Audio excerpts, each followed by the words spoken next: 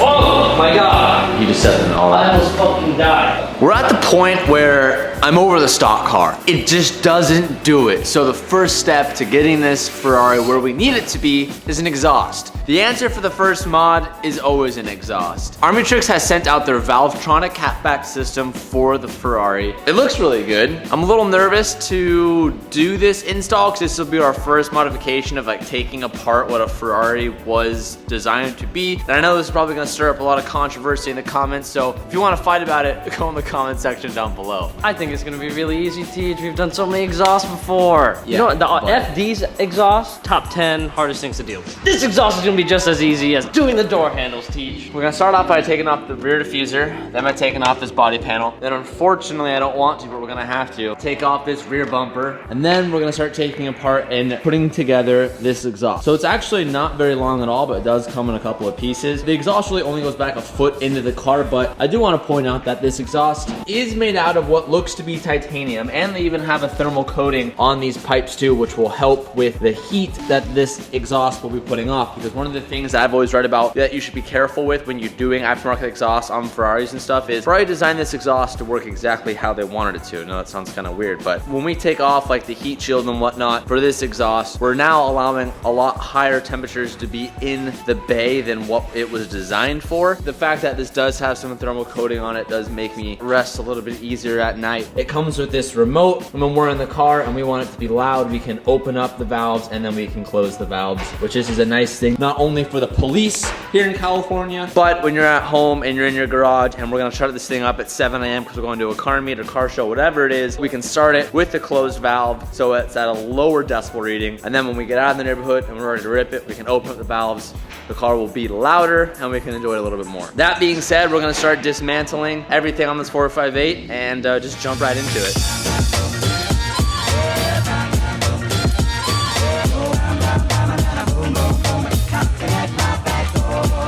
The first step to this process is trying to figure out how to get this stock exhaust off. There are a lot of hangers, there are a lot of bolts, there's a lot of things that are in very, very tight places. Some people do take the rear bumper off to do this, but we decided to go ahead and leave it on because the exhaust is actually kind of far away from the rear bumper and it would make our life a lot easier to not remove the rear bumper. Our biggest struggle at the moment is gonna be figuring out how to remove the vacuum lines off of the valves for the exhaust because of course they use those Ferrari like kind of clamp over clips and they are not accessible. They do not seem to be accessible at the moment, so we're trying to troubleshoot how to do that, and we're gonna do our best to try to capture as much as we can in such a small, tight spot. The farther down the rabbit hole we're getting with this car, we're actually realizing that we have to remove a lot more stuff to do this, and we wanna do it the right way, and we don't wanna take any corners, so we're actually just gonna start dismantling everything right now, which will probably take about 2 to 3 hours to get rid of all the pieces that we think we need to get rid of.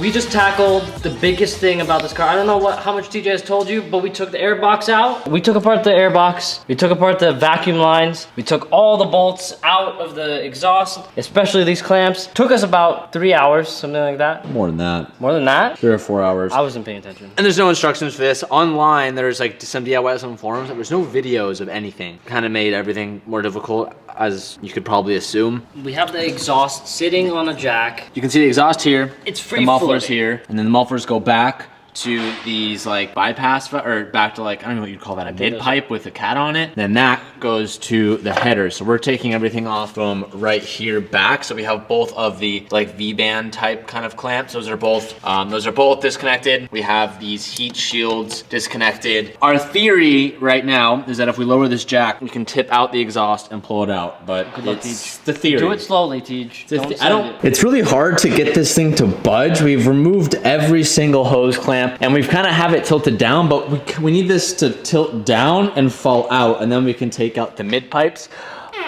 Oh my God, Calvin. It's Calvin's ass. Hey, is your phone ringing? But some of these pieces that are up there that need to disconnect are like so rusted on there that it's nearly impossible for us to pull this off. So it's just a lot of brute force at the moment, and we're just tugging and hopefully something kind of comes loose. We're pretty sure we disconnected everything, but it's kind of a guessing game right now. Yeah, I see it's when we pull this off, like now we're careful not to damage anything on the way out.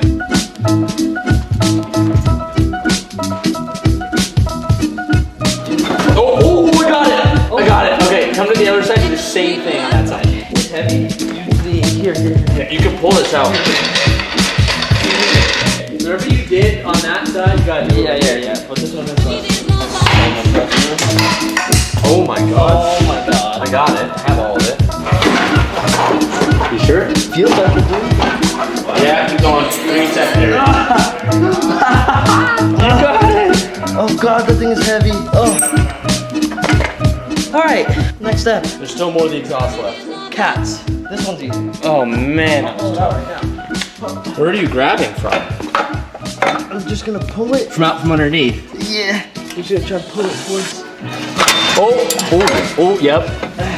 You have it. You're Is it gonna come down though?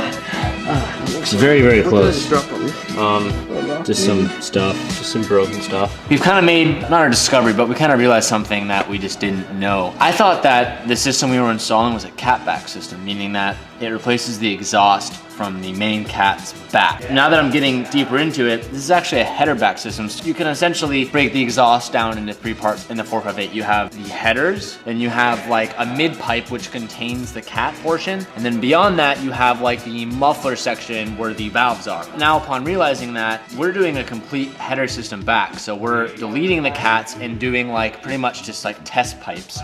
By the test pipes, I mean we're getting rid of this catalytic converter where the header is normally right here, and we're gonna be throwing in pretty much a 3-inch to a 2.5-inch bypass pipe. It's actually gonna be pretty loud. We're removing the cat out of the right-hand side of the car, which is actually much more difficult than the left-hand side of the car, because as you can kind of see here, Cal, I don't know how good of a shot you can get, there's kind of a hole right here. There's not too much going on the left-hand side. But on the right-hand side, it's much different. You actually have the coolant reservoir and you have the hydraulic pump reservoir, and this kind of takes up a lot of room and kind of hovers over the area which we removed on that side, because we didn't show you, but we pulled that cat straight out. You're not able to push this cat out the back like we did with the muffler section because, well, it's like putting a circle through a triangle. It doesn't work. And then we were trying to investigate and see if we can go down, which we weren't able to do. So now we're like, well, we have to go up. But to go up, I had to take the wheel off, remove this fender liner again, and now I'm removing the heat shield that protects the coolant reservoir. Once I figure out how to get the rest of this heat shield out, then we're gonna remove the coolant reservoir. And then once the coolant reservoir is held to the side,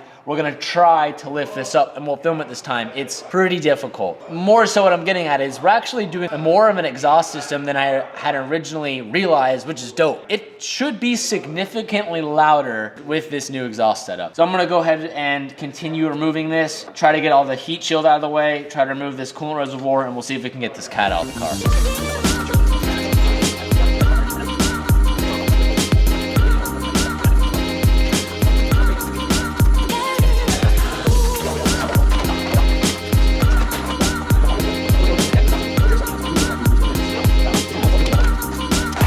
We have a little bit of play with this coolant reservoir. Can only move it so much, but we have about 3 to 4 inches of play. And then I was also able to get this bracket off that kind of supports our mid pipes that come down. So I finally got that off. So we'll have enough room to get this off. We're just gonna have to pull some of this up and kind of mend it out of the way. It's gonna be a 2-person job. It's gonna be very tight, but I believe we can do it. Cal, are you ready? To push this out of the way. Yep. Oh, fuck yes. We've finally removed everything. So now I guess our next steps, what we gotta do is install our wiring and then start piecing back the rest of the car. But we'll probably save that for tomorrow. I hate to blue ball you guys, but to do all this took us, well, let me just look. We started at what? We started at like 11:30 a.m. It's now 6:30. That was a 7-hour removal process. I am super tired, so before we finish off today, Cal, should we put back that heat shield? No, we put nothing back. We have to do everything. Everything goes in and we'll put everything back together, because as soon as we try to preemptively do stuff, we're gonna regret it later. That was a lot. I'm tired. Learned a lot, but that was a lot. That was good. Anybody out there is trying to do a 458 removal, key things we learned, you do not need to take the rear bumper off. It would be nice. It'd be nice, but you don't have to do it. And you have to disconnect and take apart everything, or else your life will be a nightmare. Airbox has to come out. If you don't take that out, you won't be able to get the hangers off easily. Side cowls, the cool vents on the side, have to come out. Absolutely have to come out, because that's where exhaust gets pulled out of. Why is there blood on that? The dog's blood? Yes, I have no idea where it's coming from. I can't find it anywhere. It's coming from his mouth, obviously. No, it's not. I literally sat them both down and opened up their mouths. They're not bleeding anywhere, but it was all over the floor. Their feet? No. Cona's stitches? No. Ooh, mystery to be continued in the next episode. Well, TJ has to go deal with that, but you have to take off heat shields upon heat shields. If you think you need to take it off, you probably have to take it off. That was fun. I'm super tired. Probably gonna end it here today. So if you finished this video, thank you for watching. Appreciate it. Appreciate you all. Much appreciated. If you want to follow Calvin's Twitch, Oh shit, we're gonna play games. We'll Is that what you're playing saying? games later. Oh, we're playing games. We'll be playing games later, so I'll link his Twitch down below, so be sure to check that out. Stock 458 removal, exhaust, complete. I'll see you guys in the next one.